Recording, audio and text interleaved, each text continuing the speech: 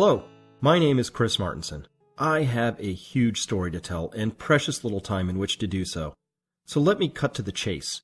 Our country's financial and economic troubles are about to get a lot worse, and it is important that you understand why so that you can begin to prepare. So let's begin. Like millions of others, you already know that something is just not right. Perhaps it's a whole collection of somethings. Money is being printed at rates never before seen in world history, and yet the economy isn't responding. We are drilling feverishly to coax oil out of tighter, deeper rock formations than in the past, and yet oil prices remain stubbornly high. The world's bee population is dying off quickly, as are an increasing number of ocean fisheries. Aquifers that take thousands of years to recharge are being rapidly depleted, and the cities and vast agricultural areas that depend upon them will not be able to continue as they are. Simply put, massive change is upon us. This accelerated crash course weaves together the economy, energy, and the environment because it's where these fields overlap and intersect that the greatest story of any generation will get told. When I released the original version back in 2008, it gained immediate popularity because many of the developments it warned of happened soon after. The global economy lurched to a halt, threatening another Great Depression, only this time on a global scale. Oil prices nearly hit $150 a barrel. A soaring cost of living led to revolutions across North Africa and the Middle East. Along the way, the Fukushima and the Deepwater Horizon crises exposed the fragility of our energy systems. And here in 2014, we are still grappling with the repercussions of these issues, and the root causes remain sadly underaddressed.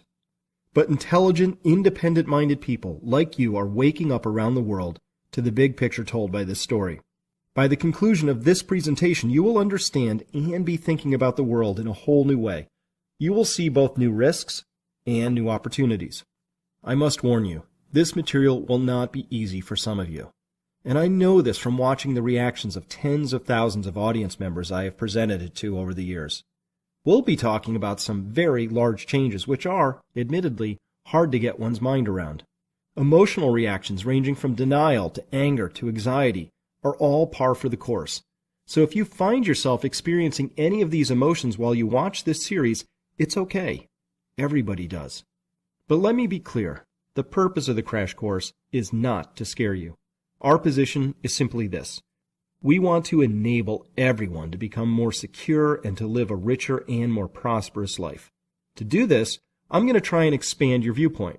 I might even challenge some of your most closely held beliefs. And I'm going to try to convince you that there's little time remaining for you to educate yourself, start planning, and take action. Again, the purpose of the crash course is to inspire you to make the informed decisions and the positive choices that could make a huge difference to your current happiness and future security.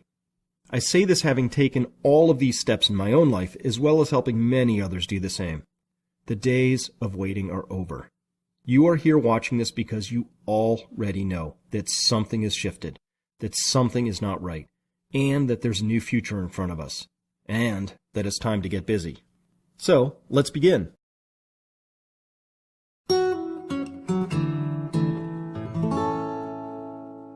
So what do I mean when I say massive change is upon us?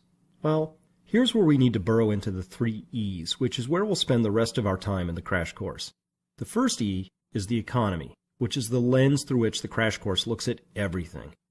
We care about the economy because everything we wish to see happen technologically, all of our jobs and hopes and dreams depend upon a functioning economy. With a functioning economy, we can readily meet whatever challenges may come. Without one, well, much less is possible, and we are all less resilient. Within the economy, there are 4 primary areas of concern: exponential money, the first ever collapse of a global credit binge, an aging population, and a national failure to save. If it isn't clear to you what each of these mean, don't worry, we'll be discussing them in detail later on. The next E is energy, and there we will discuss what peak cheap oil means for our economic system. It's very important to understand just how overdependent the global economy is to abundant and inexpensive supplies of energy. In fact, this topic is so important that I should dedicate the entire crash course to it, but we don't have time. And finally, the third E, the environment, will be exerting its own significant economic burdens due to diminishing resources. Resource scarcity reduces what we can take from the natural world to fuel our lifestyles, and environmental collapse thresholds place increasingly obvious limits on the waste streams we can put back into it. The story that I'm going to weave for you cuts across all three E's and will make the claim that our very economic system is badly out of step with reality and will suffer severe instability and possibly collapse as a result. It is fair to say that this particular constellation of issues, problems if you will, or even predicaments, has never been faced before at these levels. Not in your country's history, not even in human history, at least not on such a global scale. Whether you find this terrifying or exhilarating is simply a matter of your mindset. You can see this as a doomsday scenario or as a once-in-a-lifetime call to action to make the world a better place for our generation and those that will follow. The choice is up to you. But the key to making the best choice is being armed with accurate and detailed information. Context is everything. This is what the crash course will deliver. When viewed individually, each one of the sub-areas on each of the three E's could entirely consume your entire attention. I'm going to make the claim that these problems are so intertwined that they cannot be solved in isolation. Instead, all three E's need to be considered at the same time because the same underlying pressure connects them all by a very powerful law of mathematics that we need to understand a lot better. Please join me for exponential growth.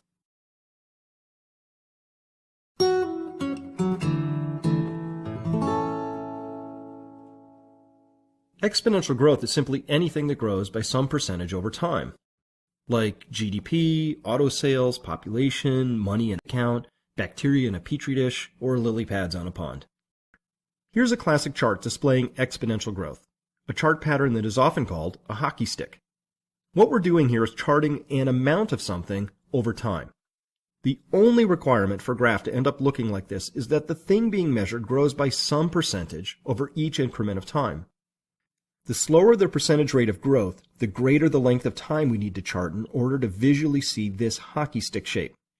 Another thing I want you to take away from this chart is that once an exponential function turns the corner, even though the percentage rate of growth might remain constant, and possibly quite low, the actual amounts do not. They pile up faster and faster. In this particular case, you are looking at a chart of something that historically grew at less than 1% per year. It is world population, and because it's only growing at roughly 1% per year, we need to look at several thousands of years to detect this hockey stick shape. The green is history, and the red is the most recent UN projection for population growth that takes us to the year 2050. If something is increasing over time on a percentage basis, it's growing exponentially. Using an example drawing on the magnificent work of Dr. Albert Bartlett, let me illustrate the power of compounding for you. Suppose I had a magic eyedropper and I placed a single drop of water in the middle of your left hand. The magic part is that this drop of water is going to double in size every minute. At first, nothing seems to be happening, but by the end of a minute, that tiny drop is now the size of 2 tiny drops. After another minute, you now have a little pool of water that is slightly smaller in diameter than a dime sitting in your hand. After 6 minutes, you have enough water to fill a thimble. Now, suppose we take our magic eyedropper to Yankee Stadium, and right at 12 o'clock in the afternoon, we place a magic drop way down there on the pitcher's mound. To make this really interesting, suppose that the park is watertight and that I handcuff you to one of the very highest bleacher seats. My question to you is, how long do you have to escape from the handcuffs? When would the stadium be completely filled with water?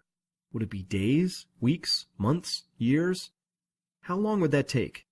I'll give you a few seconds to think about it. The answer is you have until 12:50 on that same day to figure out how you're going to get out of those handcuffs. In 50 minutes, our modest little drop of water has completely managed to fill Yankee Stadium. Now let me ask you the more important question. At what time of the day would Yankee Stadium still be 93% empty space, and how many of you would realize the seriousness of your predicament? Any guesses? The answer is 12:45. If you were sitting idly in your bleacher seat waiting for help to arrive, by the time the field was covered with less than 5 feet of water, you would only have 5 minutes left to get free. And that right there illustrates one of the key features of compound growth. The one thing I want you to take away from all this is, With exponential functions, the action really only heats up in the last few moments. You sat in your bleacher seat for 45 minutes and nothing much seemed to be happening. And then in 4 minutes, bang, the whole place was full. This example was loosely based on a wonderful paper by Dr. Albert Bartlett that clearly and cleanly describes this process of compounding. Dr. Bartlett said, the greatest shortcoming of the human race is the inability to understand the exponential function. And he's absolutely right. With this understanding, you'll begin to understand the urgency I feel. There's simply not a lot of time left once you hop on the vertical portion of a compound graph. Time gets short. And here's the rub. As I'll show you in a moment, we have an exponential money system. It must grow in order to work as it has been designed to. With such growth, our financial system behaves well, and without such growth, it weakens and threatens collapse. The central problem we face is really that simple and that profound. As any sixth grader can tell you, nothing can grow forever in a finite space. Our money system is built for a world without limits, which means it is built for something that does not exist. That requirement for endless monetary and economic growth is now encountering very real limits. That's why the global economy has been stumbling along since 2008. And this situation cannot be fixed, at least not if that means returning to the growth rates we enjoyed for most of the 20th century. There is no combination of policy tweaks, spending cuts, or investments that will allow our system, as it's currently designed, to run forever, or even all that much longer, historically speaking.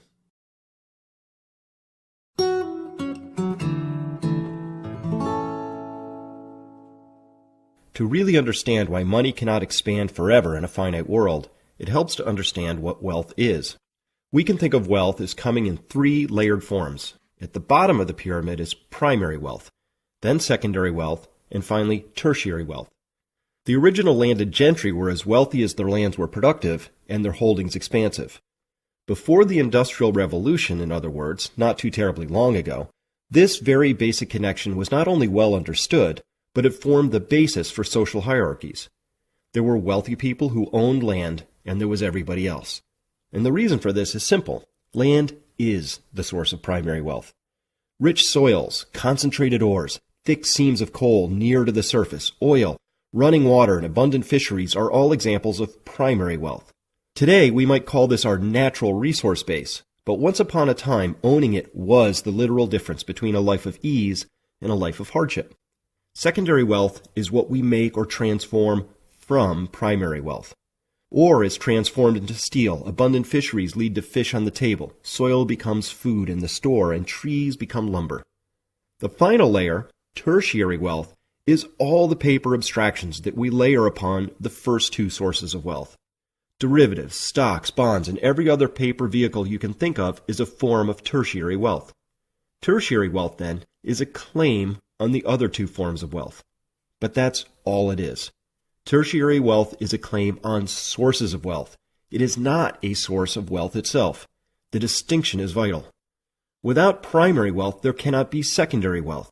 And without secondary wealth, there cannot be tertiary wealth. They form a long chain of wealth that begins with the abundance of the earth and ends with some impressively complicated paper-based abstractions that even the brightest Wall Street minds don't seem to fully understand. In fact, without the prior forms of wealth, tertiary wealth has no value at all. Which is very important to understand because for many of us, tertiary wealth is all that we know. It seems very real to us and we base much of our future expectations based on how much of it we hold. What about money? How does it factor into the wealth story? Money can be, and even should be, a store of wealth, but it's not wealth itself. The same as a stock, bond, or derivative, money is a claim on something. And that's all it is, a claim. It's not actually wealth itself. Money has value because, and only because, it can be exchanged for something, which, if we go far enough along the chain, is always a form of primary or secondary wealth. As long as money exists in a delicate balance with actual sources of wealth, then it will retain its perceived value. In times where money is overabundant or resources are scarce, the relationship can and usually will change dramatically, a process we call inflation or deflation, depending on the circumstances. As long as money and stocks and bonds and derivatives and every other tertiary claim are in a rough balance with real wealth, then everything is fine. But History is littered with times when this balance got seriously out of whack, as it is today, and the defining feature of those times was what is usually called wealth destruction. However, to those paying attention, wealth was not destroyed. It was really just transferred from the unwary to the wise.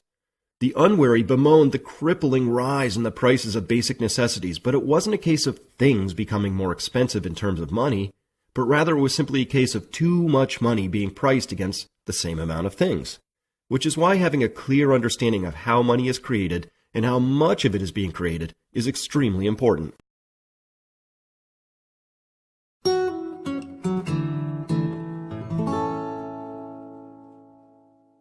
Now we're going to travel to the headwaters to discover where money is actually created. The process works like this. Suppose Congress needs more money than it has. I know, that's a stretch. Perhaps it's done something really historically foolish, like cutting taxes while conducting 2 wars at the same time. Now, Congress doesn't actually have any money, so the request for additional spending gets passed over to the Treasury Department.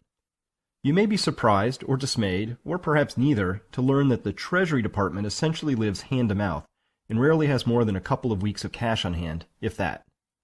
So the Treasury Department, in order to raise cash, will print up a stack of Treasury bonds, which are the means by which the U.S. government borrows money.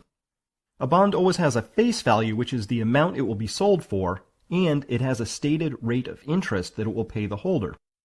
So if you bought a bond with $100 of face value and paying a rate of interest of 5%, then you'd pay $100 for this bond, and in a year, you'd get $105 back. Treasury bonds are sold in regularly scheduled auctions, and it is safe to say that the majority of these bonds are bought by big banks and by sovereign nations such as China and Japan. The money that is used to purchase these bonds then gets sent to the Treasury Department's coffers, where it is distributed for the usual array of government programs. I promised you I'd show you how money first comes into being, and so far that hasn't happened, has it? The bonds are being bought with money that already exists. So where does money come from? Money is created by this next mechanism, where the Federal Reserve buys a treasury bond from a bank. If you've been wondering what the so-called quantitative easing, or QE programs are, this next bit describes them. When the Fed buys a bond from a bank or other financial institution, they simply transfer money sufficient to cover the cost of the bond to the other bank, and then they take possession of the bond. It's that simple. A bond is swapped for money. The Fed has the money, the bank has the bond, and they are exchanged. Now, where did the Fed get the money to buy the bond? I'm glad you asked. It literally comes out of thin air as the Fed simply creates money when it buys this bond. Such newly created Fed money is always exchanged for a debt instrument, be that a treasury bond, a mortgage-backed security or MBS paper, or even corporate debt on rare occasions. So we can now put the title on this page. Don't believe me? Here's a quote from a Federal Reserve publication entitled Putting It Simply. When you or I write a check, there must be sufficient funds in our account to cover the check. But when the Federal Reserve writes a check, there is no bank deposit on which that check is drawn. When the Federal Reserve writes a check, it is creating money. Wow, that is an extraordinary power. Whereas you or I need to work to obtain money and place it at risk in the markets to have it grow, the Federal Reserve simply prints up as much as it wishes, whenever it wants, and then loans it all to us via the U.S. government, with interest. Given the fact that over 3,800 paper currencies, and a few metallic ones, have been rendered worthless due to mismanagement, wouldn't it make sense to keep a very close eye on whether or not the Federal Reserve is acting responsibly with our own monetary unit? What if they're overdoing it and printing too much? Because this is such an extraordinary power to have, we really should pay close attention to what they're up to.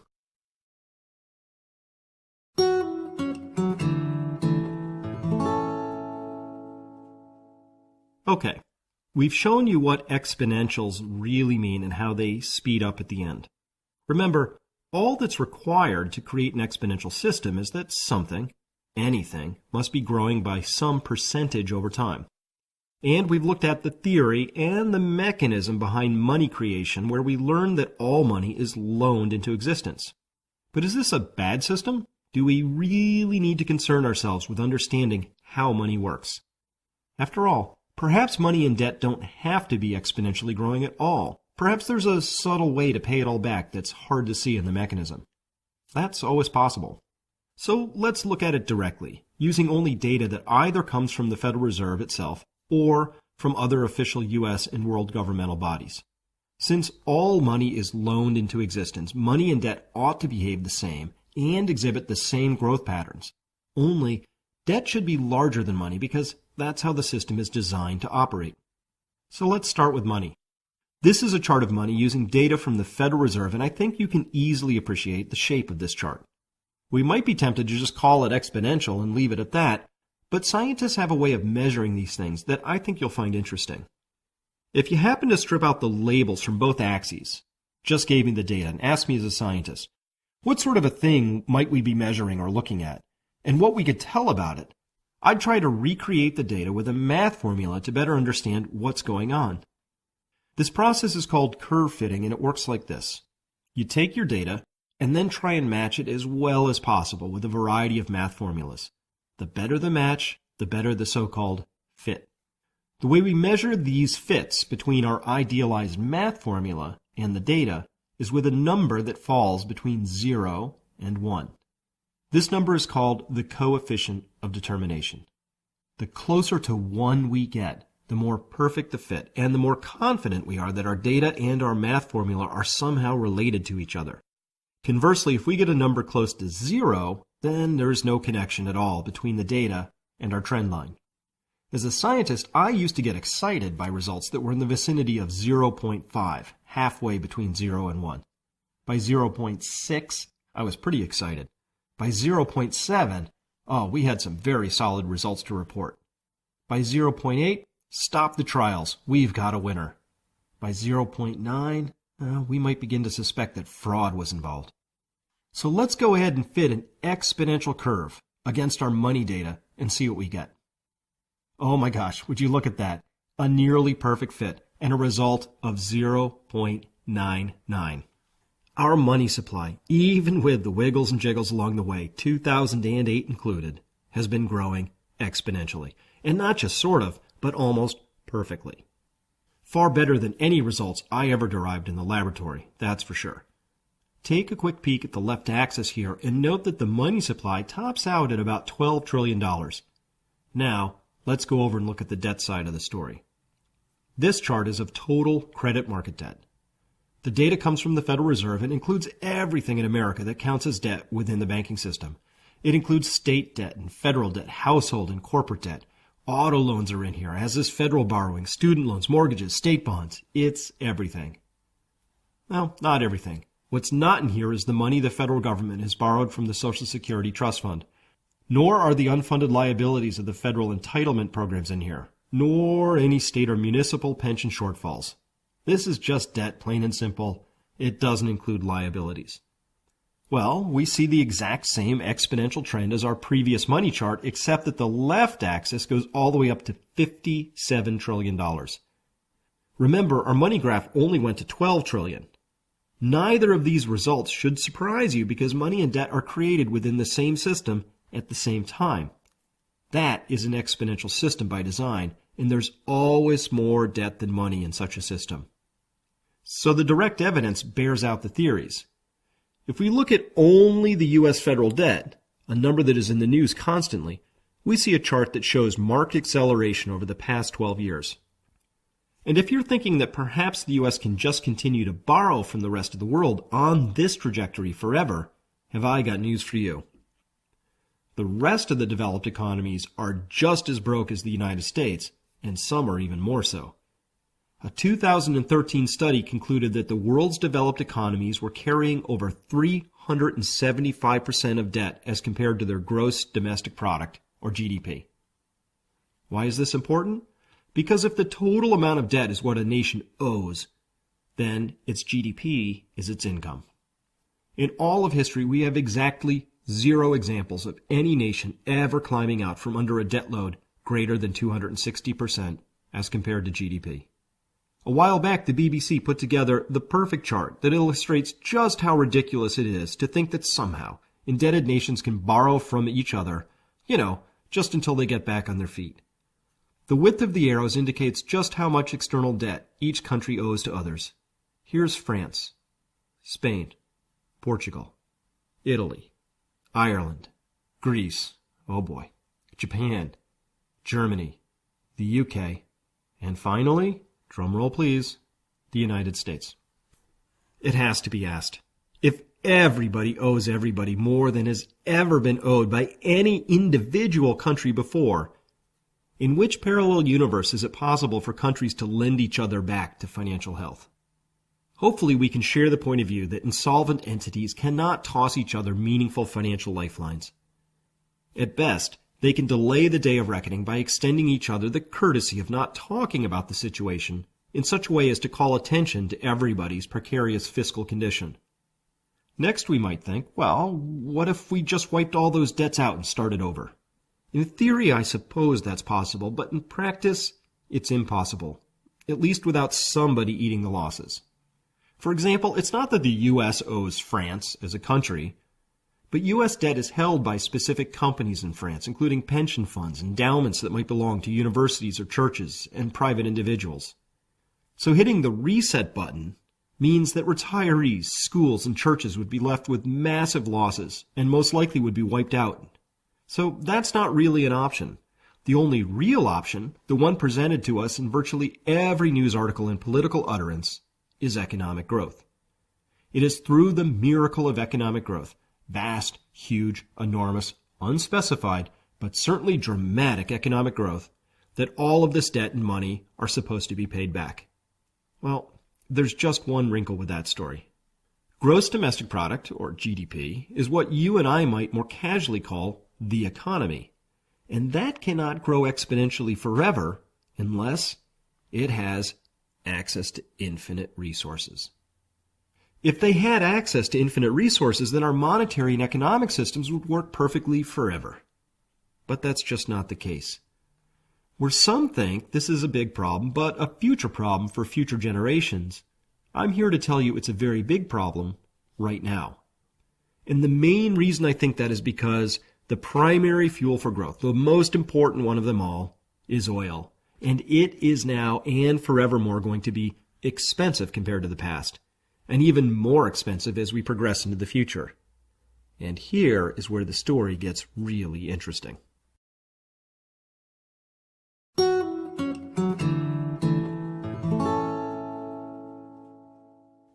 Now we get to the very heart of the story. It is my background as a scientist, particularly one trained in the natural sciences, that guides me the most here. Studying living things and natural systems quickly leads to the very obvious conclusion that everything grows larger right up to the limits of the energy it has available to it. Animal populations expand up to the limits of their available food supply, but no more, and plants cannot grow at all without sunlight, which is their primary source of energy. Tilting this view slightly, suppose I put you on a desert island and give you every possible resource in the world, all the minerals, all the money, gold, silver, diamonds, anything and everything you could want, but no energy. And that means no food either, which contains chemical energy, and no oil, no electricity, no coal. What could you do?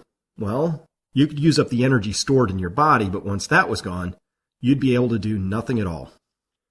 You'd have no economy on your little island, even though surrounded by unimaginable resources and wealth. The economist Julian Simon once proclaimed that energy is the master resource. And this means that energy is the absolutely essential input at the beginning of each and every economic unit of production and every transaction. I suppose this just makes common sense, but we live so completely surrounded by energy in all its forms that in order to notice the way it touches every minute of our waking day, it has to be pointed out. And our story is mainly focused on oil because that is the most important economic lubricant of them all. 95% of everything that moves from point A to point B in our global economy does so because of oil. In fact, take a look around the room you are sitting in and try to find just one thing that got there without oil being somehow involved. From a really macro perspective, the correlation between oil use and economic growth is very, very tight. In fact, we can tease out a very simple relationship that has held for over 5 decades, and that is that every 1% increase in global GDP required roughly a 0.25% increase in oil production. Looking at that 4-to-1 relationship, we can say that if the world central banks and various nation-state politicians want to create global growth of 4% to 5% per year, They are implicitly assuming that oil production will also grow annually by 1 to 1.25%. In other words, exponentially. But can it? There are just two things we need to understand about oil if we're going to answer that question. The first is that we shouldn't really concern ourselves only with the amount of oil that comes out of the ground. What we should really keep our attention on is the net energy we get from it, meaning the energy that's left over after we deduct what we had to use to get the energy in the first place. To illustrate this, suppose I told you that we had just found 100 billion barrels of oil in the ground. That would be awesome, right? Now, what if I told you it was in the center of the earth and would cost us 200 billion barrels of oil to go and get it? Oops, that would mean we'd be using more energy to get the oil than we'd be getting in return, and that means it would be a losing proposition.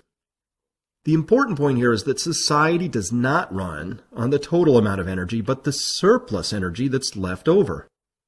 As soon as you are spending 1 barrel to obtain 1 barrel, there's no surplus energy, also called net energy, to go around for the rest of society to use in all the myriad ways that we collectively call the economy.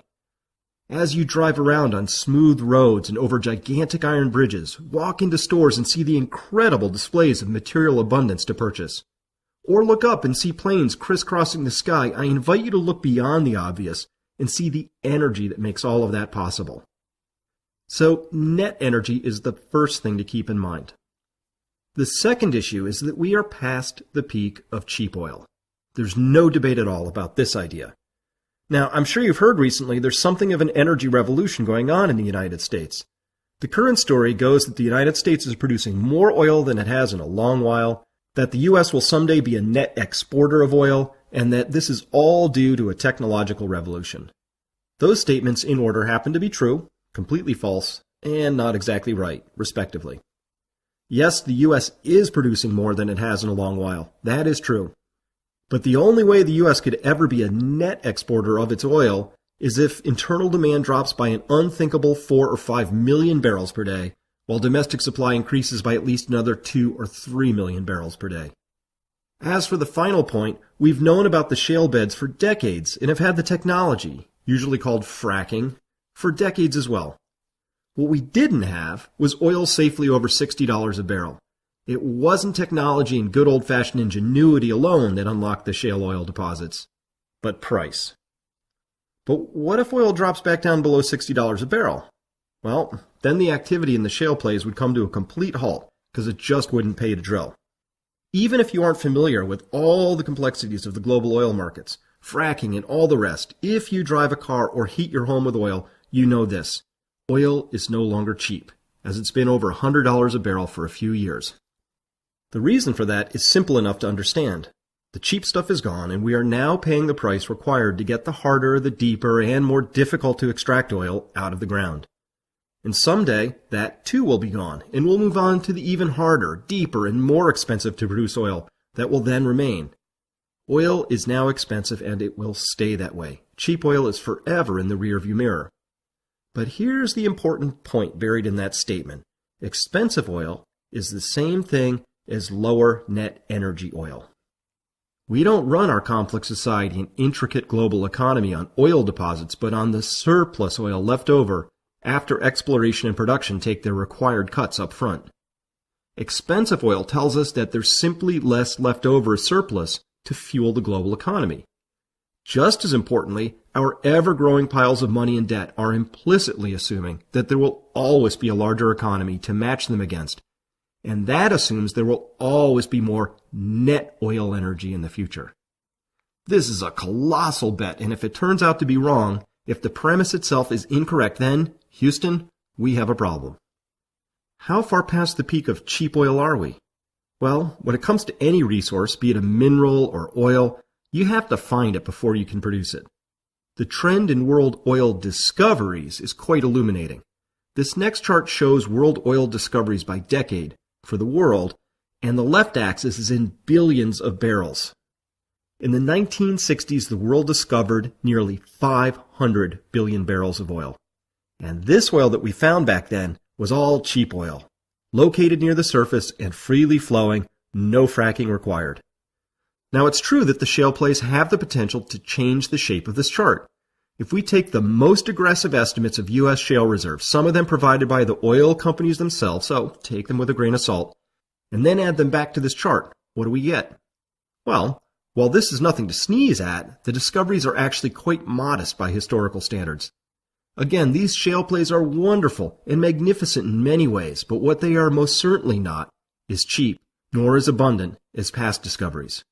Interestingly and tellingly, the world more than doubled its expenditures on oil exploration and production activities between the years 2005 and 2012 from $300 billion to over $600 billion. What would you expect would have happened to production based on such a huge increase? I would have expected the same thing, a pronounced increase in oil production, but we saw no such thing. Give or take, there's roughly the same amount of oil being produced globally today as there was in 2005, only we're spending twice as much in getting it out of the ground. Okay, so here's the summary. Oil is the most important resource of them all for a growing economy. It is the master resource, and that resource is no longer cheap, which means we have to dedicate more and more energy to simply producing energy, leaving less for everything and anything else we might choose to do economically. While there's still plenty of oil left, it is highly doubtful that we'll be able to produce a lot more than we currently do. Perhaps a bit more, maybe even 5%, 10%, maybe more, but it's going to come at a cost. We'll experience that as higher prices, but underneath you now know that it's really the declining net energy that's the main problem we face. The really big predicament here is that our entire money system, including all the debts and the currency, as well as all the unfunded liabilities, can be met if and only if we have sustained permanent economic expansion. When the time comes to admit that we cannot have permanent economic expansion, we'll also have to admit that we cannot grow our debt levels any further. And that day is not far off, and when it arrives, everything will change. These are all very big, very powerful trends that are right here, right now, and anybody can Google up the data and see it for themselves. Or see it at the pumps every time they fill up. Or more carefully see it in rising food stamp usage and struggling dual-income households as less net energy translates into less available to go around, which means it's just not as easy to get by as it once was. If this trend of humans going after ever scarcer, deeper, more dilute, and generally poorer resources was limited to oil, we might be tempted to think there must be some way around it. But that's not the case. That basic theme can be found everywhere, all across the globe, and it tells us a lot about how the future is going to unfold.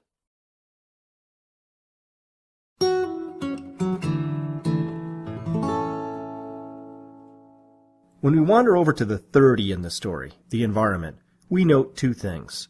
Both the increasing demand of exponentially more resources being extracted from the ground and exponentially more waste being put back into various ecosystems. Because we are trying to assess here whether we can justify ever increasing amounts of money and debt, for now, let's just concern ourselves with the resources we take from the natural world to support our global economy. Oil is not the only essential resource that is fast becoming more expensive to produce, harder to find, or both. In fact, we see an alarming number of examples of depletion of critical resources that almost exactly mirror the oil story. First, we went after the easy and/or high-quality stuff, and then the progressively trickier, deeper, and more dilute stuff. That's just human nature. Here's one of them. When we first came to this country, we were finding some pretty spectacular things just lying around, like this copper nugget. Soon all of those were gone, and then we were into smaller nuggets, and then onto copper ores that had the highest concentrations. Now we have things like the Bingham Canyon mine in Utah. It's 2.5 miles across and 3/4 of a mile deep, and it started out as a mountain. It sports a final ore concentration of just 0.2%. Do you really think we'd have gone to this effort if there were still massive copper nuggets lying around in stream beds? No way. Let's take a closer look. See that truck way down there? It's fueled by petroleum, diesel specifically. If we couldn't spare the fuel to run that truck, what do you suppose we'd carry the ore out with? Donkeys? These trucks carry 255 tons per load. Suppose a donkey could carry 150 pounds. This means this truck carries the same in a single load as 3,400 donkeys. That's quite a lot of donkeys. My point here is that a hole in the ground a couple of miles across and 3/4 of a mile deep is a pretty spectacular display of the use of energy. Again, instead of seeing a really big hole or an economically viable copper mine, I invite you to look past those and think of how much energy it took to make that hole. When energy begins to get scarce, it seems unlikely to me that we'll be digging too many more holes like this one, which means we'll be taking less copper out of the earth to support our desire for an ever-expanding economy. Now, here's where the concept gets interesting. The amount of energy and money that is required to extract any mineral or metal is a function of the ore grade. We would measure that as the percent of the ore that consists of the desired substance. So, a 10% copper ore, for example, would consist of 10% copper and 90% other stuff that's not copper. If we plot out how much other stuff we have to extract and then dispose of in our pursuit of our desired substance, like copper, we get a chart that looks like this. Look familiar to you yet? It should. It's a non-linear chart. It tells us that if we had an ore body with only 0.2% copper in it, we'd need to mine 500 pounds of ore in order to extract 1 pound of copper. I used this particular value because that happens to be the concentration of the Bingham Canyon mine. This helps to explain why this hole is so big. It tells us that without these giant trucks, we probably wouldn't be mining such low ore grades. It means that we are already on the far right edge of the bell curve in terms of energy and cost.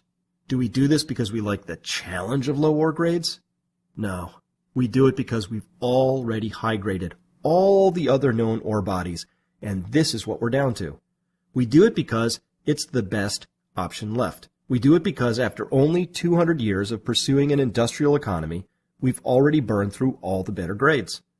The story here is that we, as a species, all over the globe, have already mined the richest ores, found the easiest energy sources, and farmed the richest soils that our environment has to offer.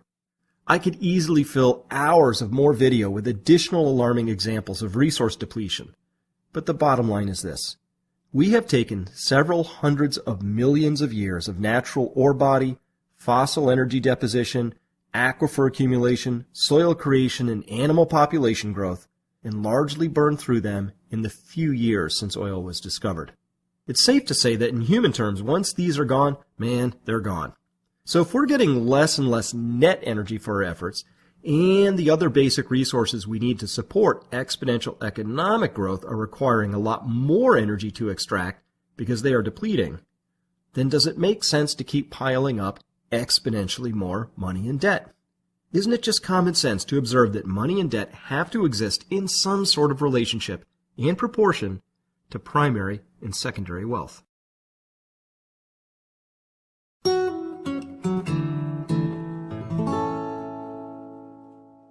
At some point in this story, it becomes the case where we can either enjoy more prosperity or more growth, but not both.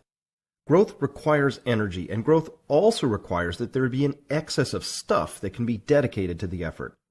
The basic ideology of growth can be summed up in one word: more. To grow, you always need more. But to be prosperous, you at least need enough. All of the developed world's bond and stock markets are priced with the implicit and explicit assumption baked in that there will be continued future growth in the economy, corporate earnings, money supply, debt, and all the rest. But what if that growth never arrives? What then?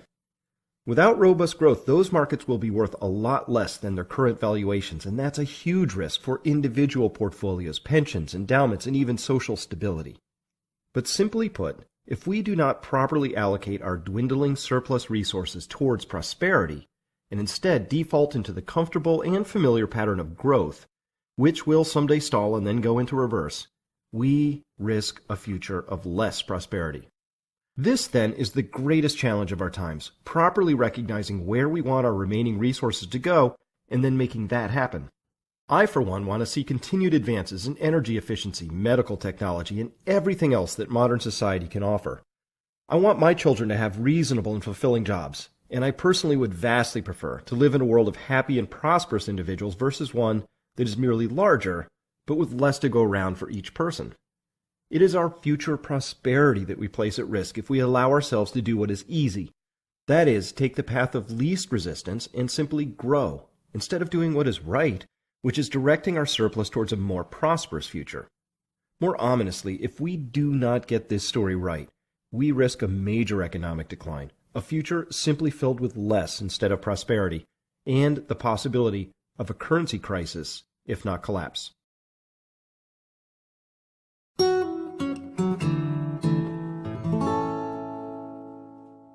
Now we can finally put all three E's in one spot. Our economy is based on an exponential money system that explicitly enforces a paradigm of continuous growth and implicitly assumes that the future will be much larger than the present. Growth requires energy. There is no getting around that. So the trends in energy stand in stark contrast to the major underlying assumptions upon which our entire economy and way of life are founded. Peak energy is a very real, very close prospect. In the environment, we see very clearly that humans have high-graded virtually every resource and are now working our way into poorer, thinner, deeper territory as we seek the resources that define our lifestyles. Biosystem stress is flashing warning signs on our dashboard. Pretending that we can just carry on consuming as we have, while the world population increases by 50% over the next 40 years, is not a workable plan. In fact, it's no plan at all. I want to be sure to get this point across clearly. Our economy must grow to support a money system that requires growth, but is challenged by an energy system that can't grow. And both of these are linked to a natural world that is rapidly being depleted. Taken all together, it becomes quite clear that our challenge is to adapt to a world of less, not more. A world where we have to carefully prioritize and manage what we have left, versus hurriedly pursuing the next lower grade of resources to exploit. Let me close by saying that if I thought these represented unfixable problems, I would not have dedicated full time the past decade of my life to getting this warning message out.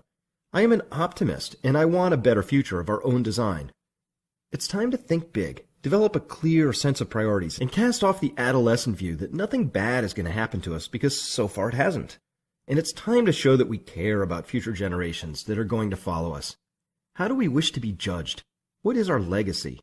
For better or worse, you happen to be alive at one of the most dramatic turning points in our species' history that ranks right up there with climbing down out of the trees. The only real question is, what role do you want to play? Shall your life be filled with fear or a resolute sense of purpose? The only way these challenges can become insurmountable is if we let them, by ignoring them for too long.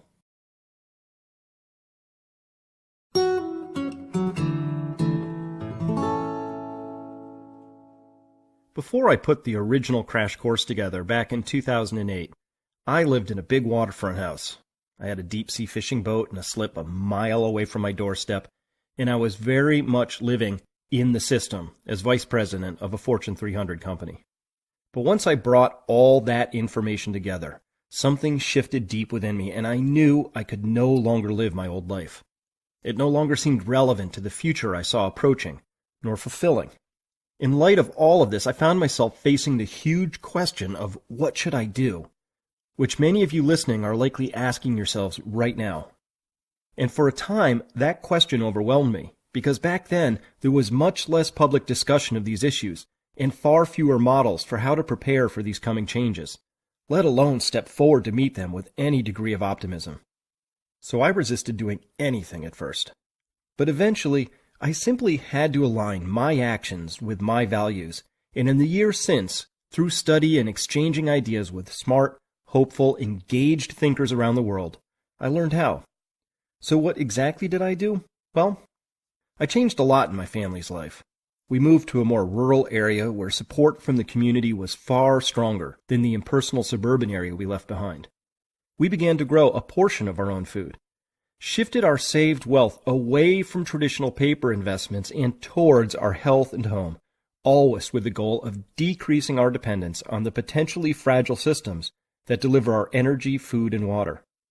So that was our response.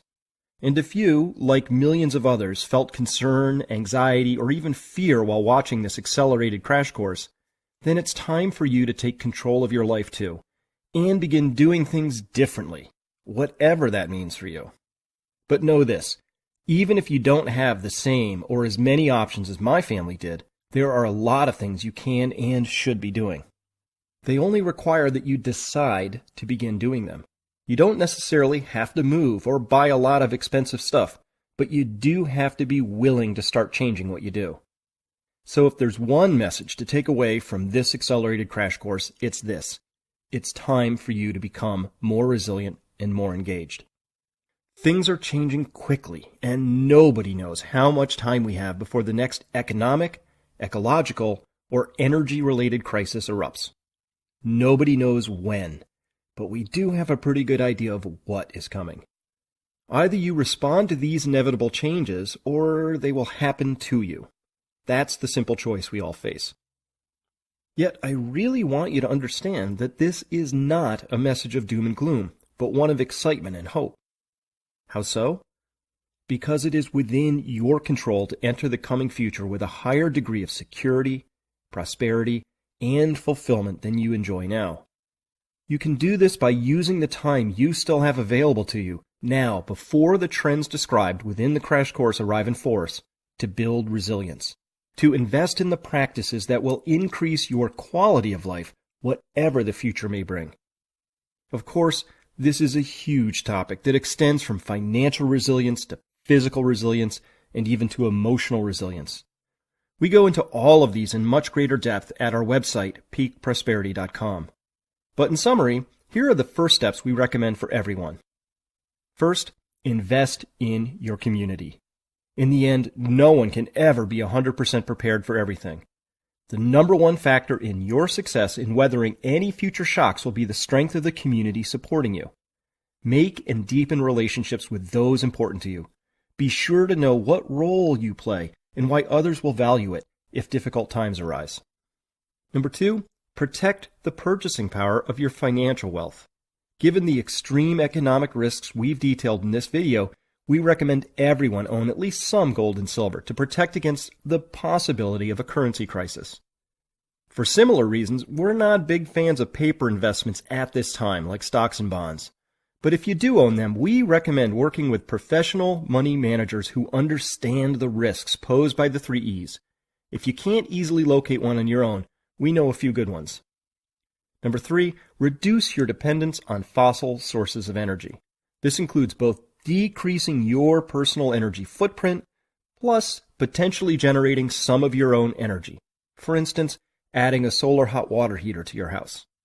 With a little practice, you'll realize that a small number of changes to your current behavior can dramatically reduce your vulnerability to the price of oil and other fossil fuels.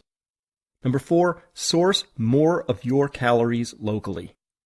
The produce in most grocery stores often travels thousands of miles to arrive there. Finding local food providers, plus possibly growing a small percentage of your food yourself, goes a long way to reducing your exposure to price spikes due to increased transport costs. Plus, you'll find that your food is a lot healthier and better tasting. Number 5, boost your emergency readiness. The one thing we can say about a future defined by the 3 E's is that there will certainly be surprises along the way. The difference between being even a little prepared for these versus not at all will prove massive. Use the time you have now to put in place emergency supplies for you and your family. Hopefully, you won't ever need to tap them, but if you do, you'll be very grateful you had the foresight to put them in place. Number 6, improve your health. A future of less energy means a future of having to do more things ourselves. In certain cases, medical care may either be too expensive or even unavailable at any price. Staying healthy, both physically and emotionally, will take on an entirely new and heightened importance. Now, these steps I've mentioned are simply a short list of responsible actions to the changes that are coming. Again, we spend a lot of time discussing a wide variety of possible responses in greater depth at peakprosperity.com because there are as many intelligent responses as there are different personal circumstances.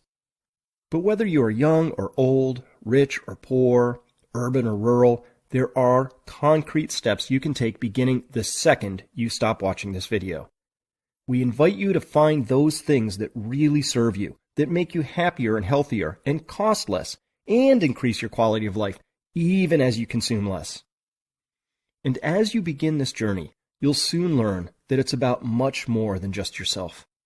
Resilient individuals create resilient families, which in turn lead to resilient communities, then resilient towns and cities, and then resilient states and whole countries, and eventually, a more resilient planet.